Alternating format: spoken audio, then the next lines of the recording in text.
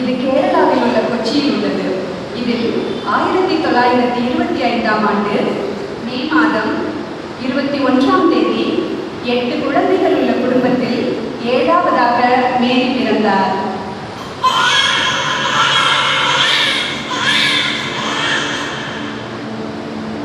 இவரது தகப்பனார் தேவாலயத்திலும் சமூகத்திலும் ஒரு நல்ல பொறுப்பில் இருந்தார்.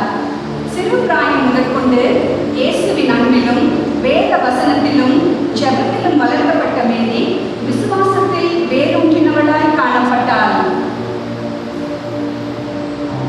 நல்ல பலமான குடும்பத்தில் பிறந்த மேரி தனது பள்ளி படிப்பை செராலில் உள்ள யூனியன் உயர்நிலை பள்ளியில் படித்து பின்னர் எர்ணாகுளத்தில் உள்ள மகாராஜா கல்லூரியில் இளங்கலை பட்டமும் பெற்றார்.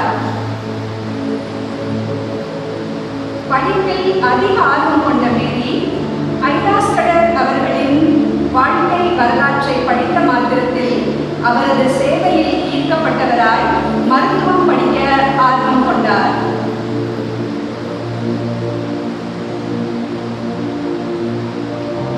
பெற்றோரிடம் தனது ஆர்வத்தை கூற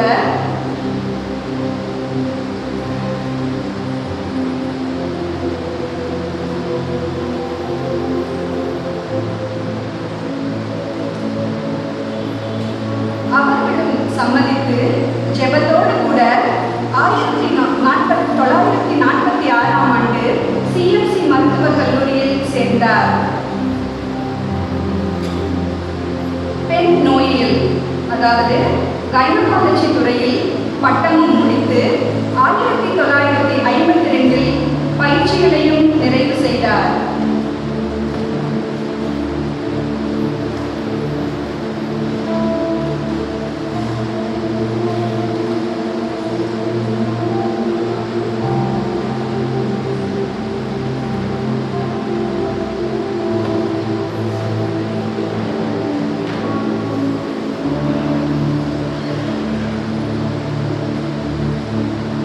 மகளிருக்கான சிறப்பு மருத்துவத் துறையில் இணைந்து செம்மையாக பணியாற்றி வந்தார்.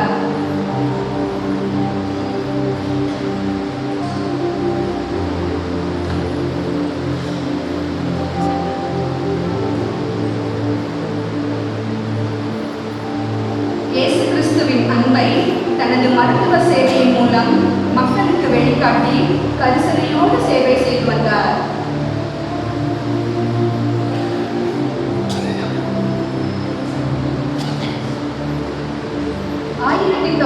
1954 ஜனவரி 30 மேரியின் வாழ்வை புரட்டி போட்டது.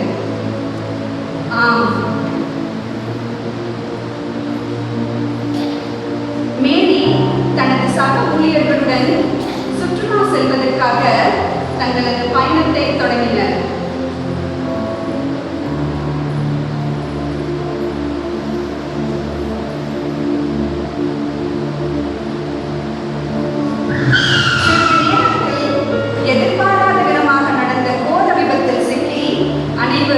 மருத்துவமனையில் அனுமதிக்கப்பட்டனர்.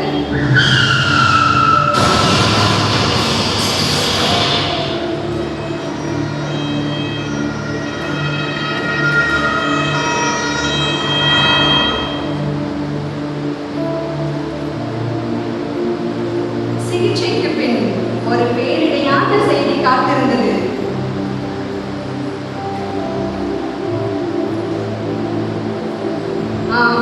முதுகுத்தண்டில் ஏற்பட்ட பலத்த காயத்தால் மேரியின் இடுப்பிற்கு கீழுள்ள உறுப்புகள் செயலிழந்து உணர்வற்று போனது. மேரியால் இனி நடக்க முடியாது, சர்க்கர நாற்காலிதான் இனி அவள் வாழ்வாகி போனது என்ற செய்தியை மருத்துவர் கூற பெற்றோர் மனமுடைந்து கலங்கி போயினர். எனினும் மேரிக்கு ஆறுதல் கூறி அவளை தேற்றினர். தன் நிலைமையை எண்ணி தனிமையில் அழுத மேரி தன் ஆவியில் கலங்கினால், ஜெபத்தில் தரித்திருந்தாள். அப்பொழுது ஒன்றை தெரிந்து கொண்டாள். அதாவது விபத்தில் தன் உயிர் போக தேவன் அனுமதிக்கவில்லை. எனவே தன்னை கொண்டு அவர் சித்த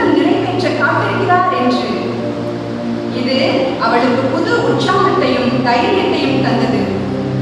இத்தகைய சோதனைகளும் வழிகளும் நிறைந்த தன் வாழ்க்கை பாதையில் தன் மருத்துவ கனவு பறிபோனதை எண்ணி துயருற்றார்.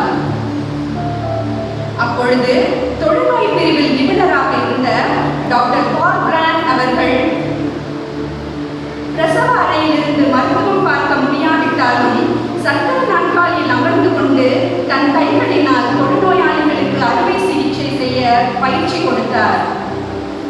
மேலும் அவருக்கு நல்ல ஆலோசனைகளை தந்து ஒரு நல்ல வழிகாட்டியாகவும் திகழ்ந்தார்.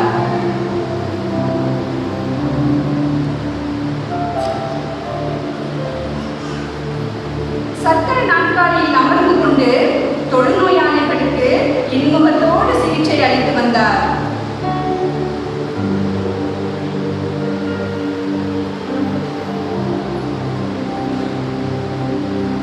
மருத்துவ சேவையோடு கூட உண்மையான இயேசு கிறிஸ்துவின் அன்பையும் மற்றவருக்கு வெளிக்காட்டினார்.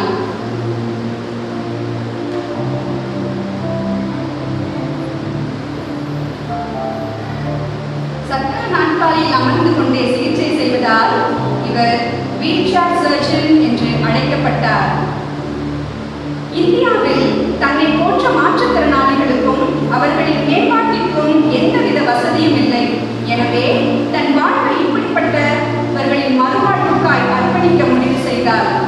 இதை பற்றி ஆராய்ச்சி செய்ய பர்த்தில் உள்ள ஆஸ்திரேலியன் ரீஹாபிலிட்டேஷன் சென்டரிலும் பின்னர் நியூயார்க் நகரில் உள்ள institute of physical medicine and rehabilitation என்னும் நிறுவனத்தில் படித்து முடித்து 1962ஆம் ஆண்டு இந்தியா திரும்பினார்.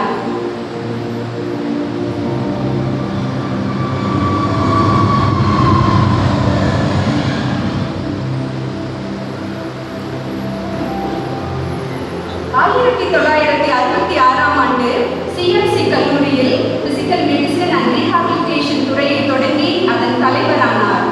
அதன் மூலம் முதுகுத்தண்டு காயம், தொழுநோய் மற்றும் மூளை குறைபாடு உள்ளவர்களுக்கு முறையான சிகிச்சை அளித்து வந்தார்.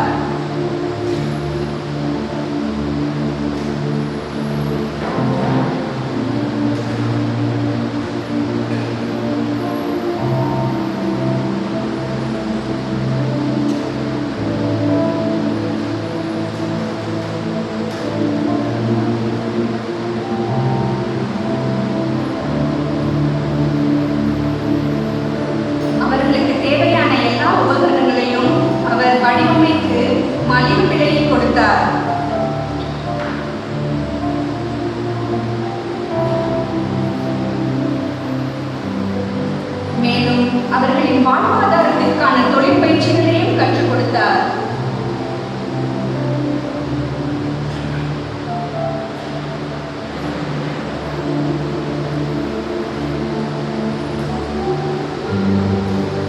இந்தியாவில் முதல் முறையாக மாற்றுத்திறனாளிகளுக்கான பாரா விளையாட்டிலும் அவர்களை ஊக்கப்படுத்தினார்.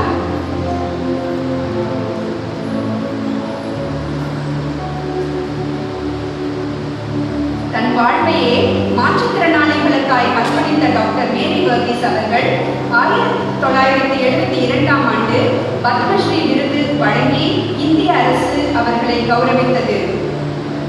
வேர்ல்ட் விஷன் அவார்ட் 1983ஆம் ஆண்டு இவருக்கு வழங்கப்பட்டது. இவ்விருதினை பெற்ற முதல் இந்தியர் என்பது பெருமைக்குரியது.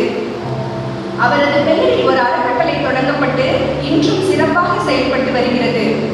இவரது வாழ்க்கை வரலாறு டேக் மை ஹேண்ட்ஸ் என்னும் புத்தகமாக டாக்டர் கிளார்க் வில்சன் அவர்களால் எழுதப்பட்டது. தான் ருசித்த இயேசுவின் அன்பை மருத்துவ சேவையின் மூலம் மக்களுக்கு வெளிக்காட்டி நல்லதொரு சாட்சியாய் வாழ்ந்த டாக்டர் மேரி வர்கீஸ் அவர்கள் ஒரு மிஷனரியாய் 1986ஆம் ஆண்டு டிசம்பர் 17ஆம் தேதி காலமானார். இவரை போன்ற மிஷனரிகள் இன்றும் வாழ்ந்து கொண்டுதான் இருக்கின்றனர்.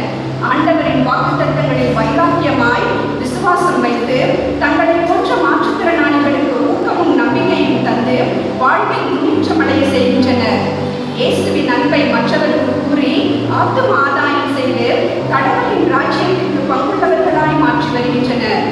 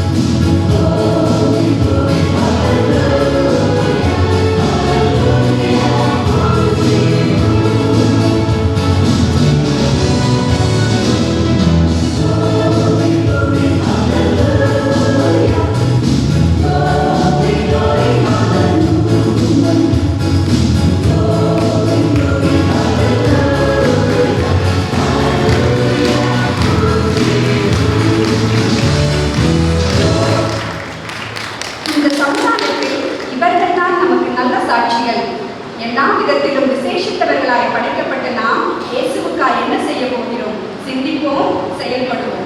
Thank you. Special thanks to miss Zenit Catelyn